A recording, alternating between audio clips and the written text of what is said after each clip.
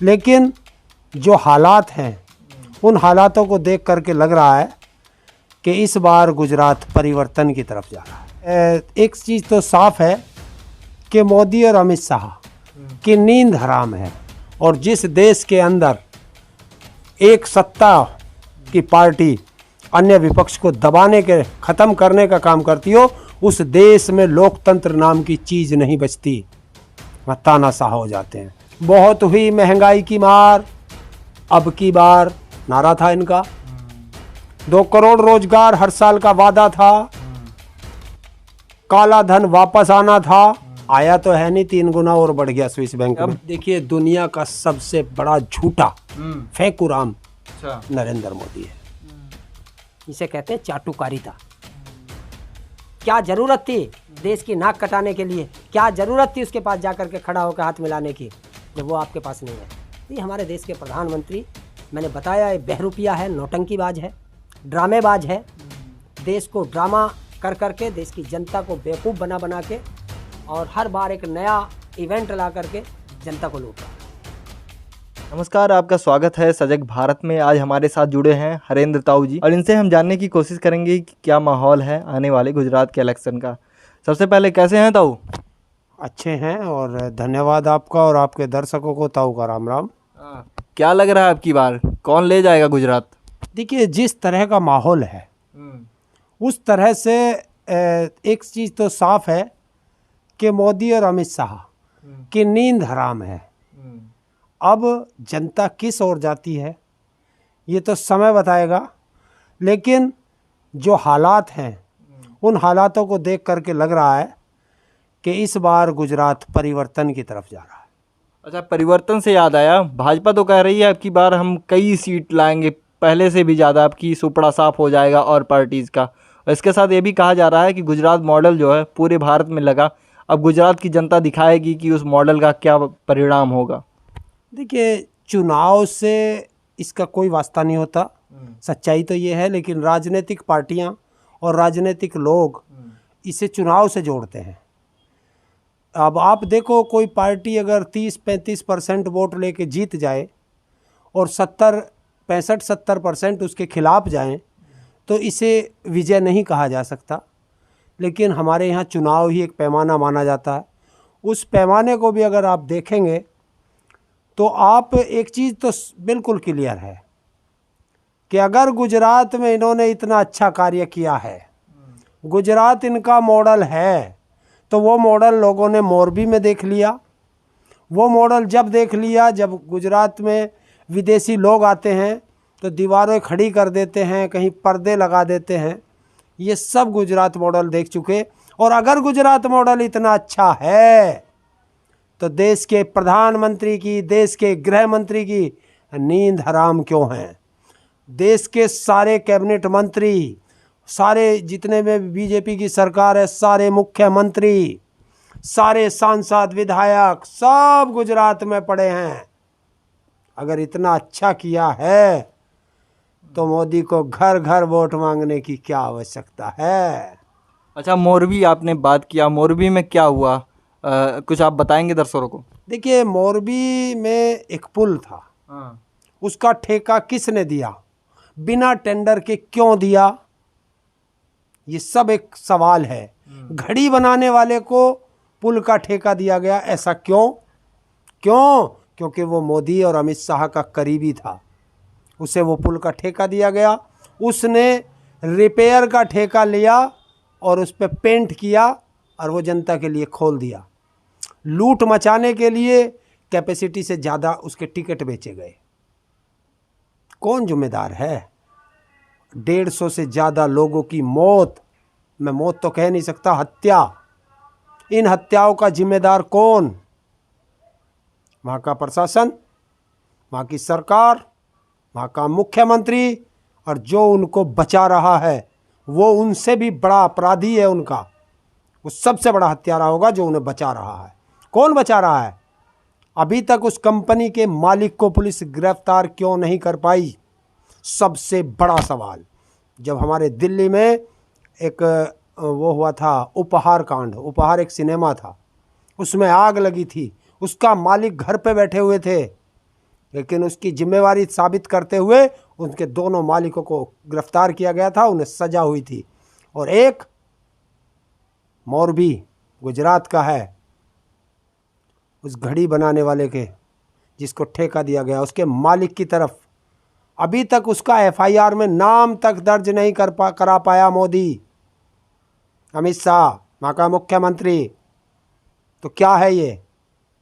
लोगों की ज़िंदगी से खिलवाड़। अच्छा, जो मेन स्ट्रीम मीडिया है, जिसको लोग गोदी मीडिया भी कहते हैं, वो लगातार बचाने की कोशिश कर रही है जिन्होंने पुल बनाया, और साथ ही साथ यह भी कह रहे हैं, जैसे सुधीर चौधरी ने एक अपने शो में बताया कि उसमें लोगों की भी गलती थी कि इतने लोग वहाँ पर इकट्ठा क्यों हुए। आपका क्या लगता है कि लोग को भी वहाँ इकट्ठा नहीं होना था ना इतना? देखिए, ये वो है जो तिहाड़ जेल में रह के आया 100 करोड़ की रिश्वत के जुर्म में, ये वही सुधीर चौधरी है।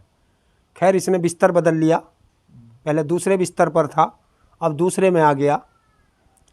जब वहाँ पे पश्चिम बंगाल में एक पुल गिरा था, उसमें 10-12 लोग मरे थे, उसमें वहाँ की सरकार जिम्मेदार थी। और अब चाटुकार, इनके बाप के राज्य में पुल गिरा है जिसमें 150 से ज़्यादा लोग मरे हैं, 50 तो मासूम बच्चे मरे हैं। वहाँ पे इनकी जुबान बदल जाती है, वहाँ पे पब्लिक जिम्मेदार हो जाती है। जब वहाँ 100 से 125 लोगों की कैपेसिटी थी उस पुल की, तो उससे ज़्यादा टिकट क्यों बिके? जब उस पर टिकट लग रहा था तो वो पब्लिक गई कैसे? तुमने जाने कैसे दी? तुम्हारी सुरक्षा की क्या गारंटी थी? और जब पब्लिक अपने आप ही जाती है तो टिकट क्यों लगाया था? टिकट ब्लैक में क्यों बिके? जब तुम्हारे 100 ही टिकट थे तो 500 टिकट कैसे बिक गए? ये सब एक लीपापोती है। और इनको दलाल मीडिया क्या कहना, ये तो मीडिया रवांडा है। आपको क्या लगता है जो इलेक्शन आ रहा है इसमें कुछ इफेक्ट करेगा? ये कोई मुद्दा रहेगा मोरबी पुल? जनता को सोचना चाहिए कि आज उनकी बारी है, कल हमारी बारी है। तो ऐसी नालायक सरकारों को सबक सिखाने के लिए धक्के मारकर उतार देना चाहिए, ये जनता को करना चाहिए। आप किसी को देखते हैं कि जो भाजपा से वहाँ कम्पीट कर पाएगा, लड़ पाएगा? देखिए, ये लोगों की गलत सोच है, ये सोच गलत है कि ये नहीं तो कौन। अगर कोई इस तरह का कंपटीशन करता है तो मैं उससे बड़ा बेवकूफ़ किसी को नहीं मानता।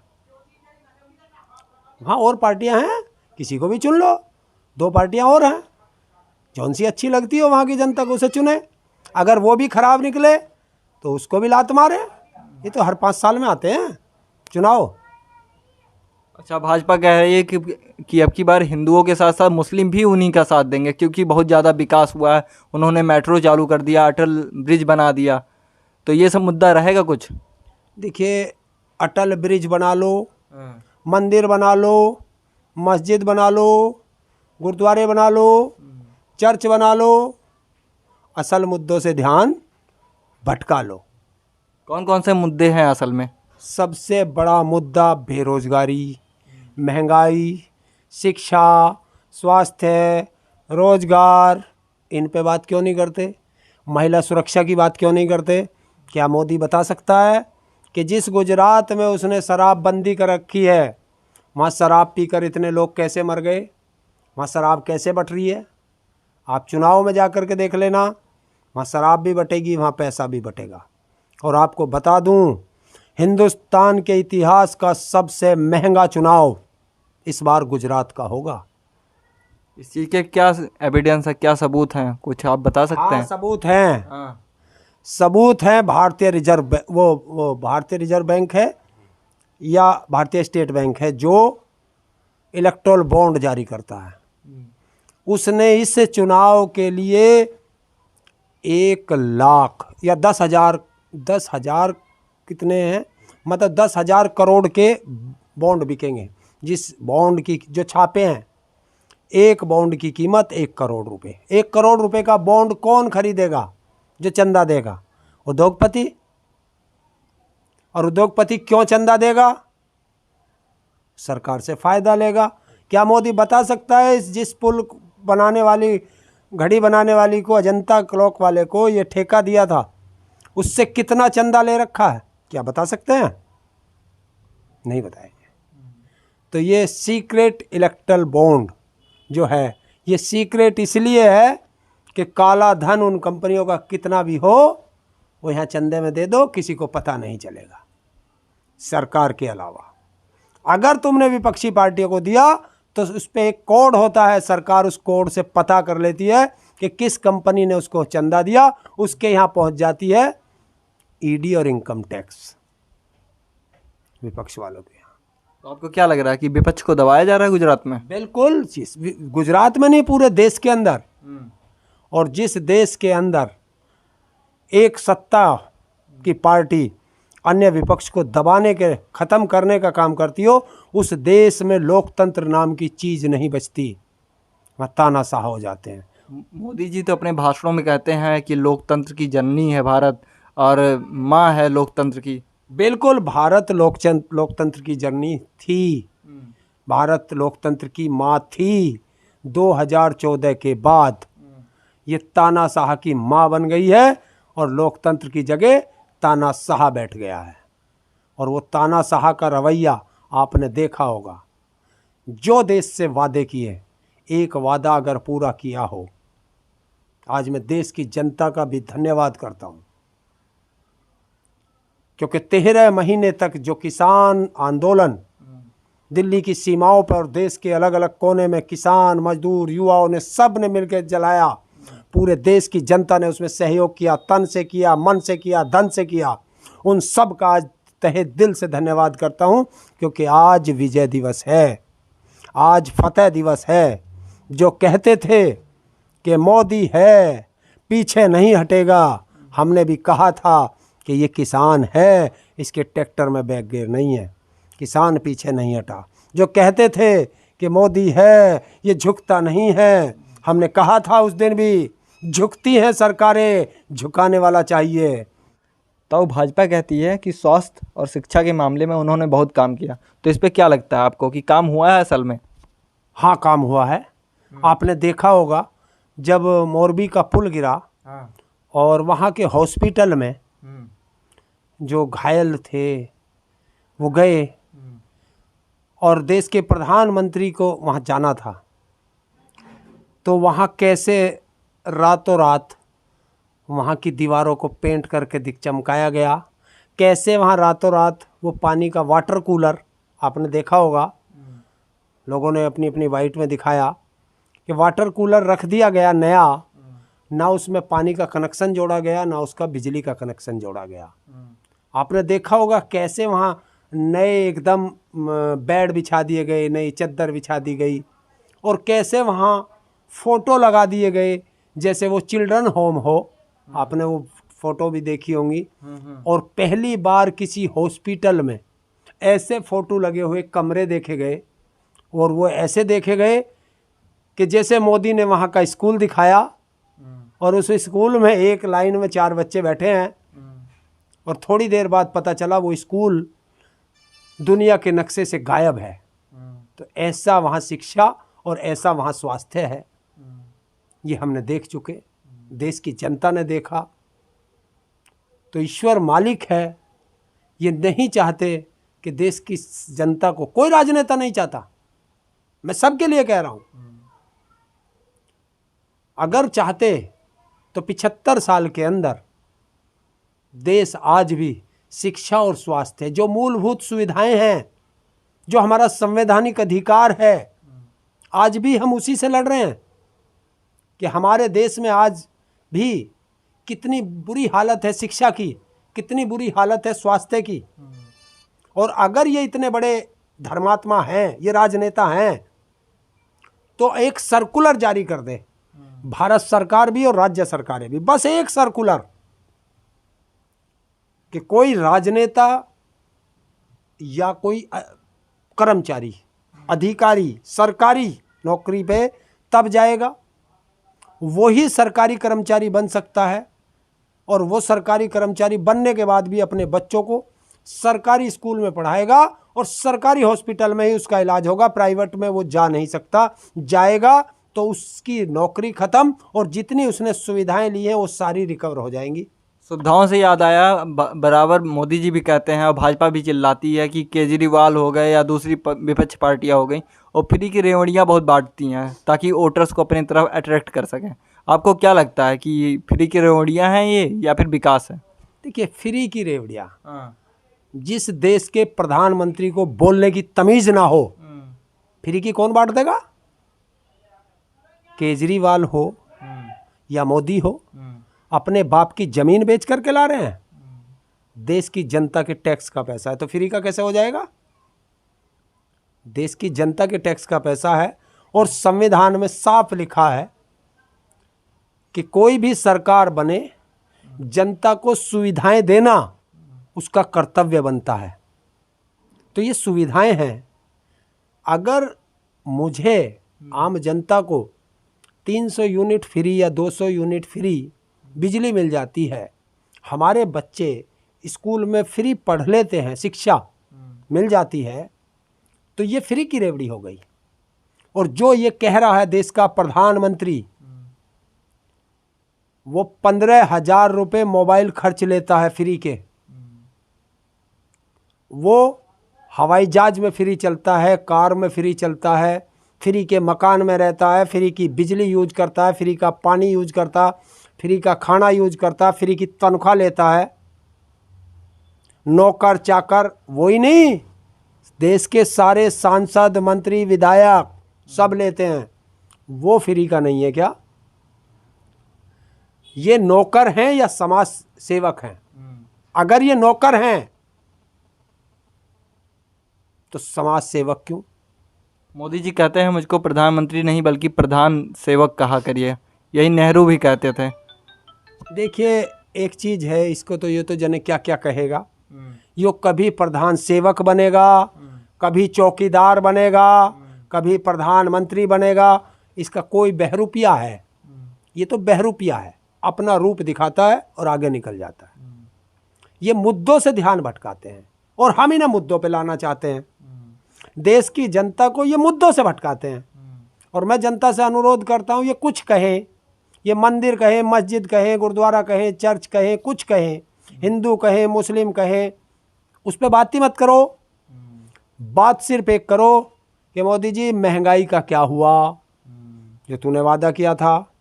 बहुत हुई महंगाई की मार, अब की बार नारा था इनका। 2 करोड़ रोजगार हर साल का वादा था, काला धन वापस आना था, आया तो है नहीं, 3 गुना और बढ़ गया स्विस बैंक में। आप में नहीं आया क्या? हैं? आप में नहीं आया? आपके आगे क्या 15 पैसे आए हों तुम्हारे अकाउंट में तो मुझे बता देना। हैं? तो ये सब मुद्दे हैं, मुद्दों से ध्यान मत भटकाओ। और देखिए, ये हिटलर वाली नीति पे चल रहे हैं, फूट डालो राज करो। कभी तो अंग्रेजों का था वो है, अंग्रेजों का था ये अंग्रेज भी थे ऐसे ही, हिटलर भी ऐसा ही था। हिटलर का काम था देश को गरीब बनाना। क्यों? अंग्रेजों के तो ये गुलाम रहे हैं, चाटुकार रहे हैं, तो अंग्रेजों की नीति तो ये रखेंगे ही। और हिटलर की नीति रखते हैं ये कि देश को गरीब बनाओ, कमज़ोर बनाओ। और आपको मालूम नहीं है कि इन्होंने देश से जो प्राइमरी स्कूलों में मिड डे मील बंटता था, उससे भी देश की सरकार ने हाथ खड़े कर दिए कि हमारे पास पैसा नहीं है और मिड डे मील ये बंद नहीं कर सकते। तो इन्होंने क्या काम किया कि स्कूलों को अधिक से अधिक बंद रखा जाए ताकि मिड डे मील कम बटे। और स्कूल बंद रहेंगे तो शिक्षा बच्चे ग्रहण नहीं करेंगे, बच्चे शिक्षा ग्रहण नहीं करेंगे तो अनपढ़ रहेंगे, और अनपढ़ रहेंगे तो सत्ता से सवाल नहीं कर सकते। तो देश को गरीब बनाओ, अनपढ़ बनाओ, पढ़ा लिखा होगा तो सत्ता से सवाल करेगा। दूसरी चीज, रोजगार के मामले पे, जब सबसे ज़्यादा ज़रूरत देश को रोजगार की थी, जब कांग्रेस पार्टी मनरेगा लेके आई थी, तो इन्होंने मनरेगा का विरोध किया था। वही मनरेगा आज देश के लिए काम आई। जिस टाइम लॉकडाउन लगाया तो उस मनरेगा से ही मजदूरों को रोजगार दिया गया। शुरू में 100 दिन के रोजगार की गारंटी थी, आज मालूम है कितना? 34 दिन पे आ गया है साल में, और इस साल के खत्म होते होते 27 दिन पे रह जाएगा। क्या 27 दिन कमा करके एक साल खा लेगा? ये है रोजगार की हालत। तो अभी आप देखो 2023 आज लिख लीजिए। मोदी जी तो आत्मनिर्भर बना रहे हैं ना, तो फिर रोजगार की क्या जरूरत है? वो तो लोग रोजगार देंगे अब। देखिए दुनिया का सबसे बड़ा झूठा फेंकुराम अच्छा। नरेंद्र मोदी है। दुनिया को लाल आंख दिखाने, चीन को लाल आंख दिखाने वाले की आपने देखा? चीन का राष्ट्रपति इससे मिलने भी नहीं आया, वो किसी दूसरे राष्ट्राध्यक्ष से मिलने आया था। इसकी कमर के पीछे मिल रहा था। इसे आहट हुई तो खड़ा होकर के हमारे देश का प्रधानमंत्री जाता है और उससे हंस के हाथ मिलाता है। तो ये लाल आंख दिखानी हुई, इसे कहते हैं चाटुकारिता। क्या जरूरत थी देश की नाक कटाने के लिए? क्या जरूरत थी उसके पास जाकर के खड़ा होकर हाथ मिलाने की, जब वो आपके पास नहीं है? तो ये हमारे देश के प्रधानमंत्री, मैंने बताया, ये बहरूपिया है, नौटंकीबाज है, ड्रामेबाज है। देश को ड्रामा कर करके देश की जनता को बेवकूफ़ बना के और हर बार एक नया इवेंट ला करके जनता को लूट रहा है।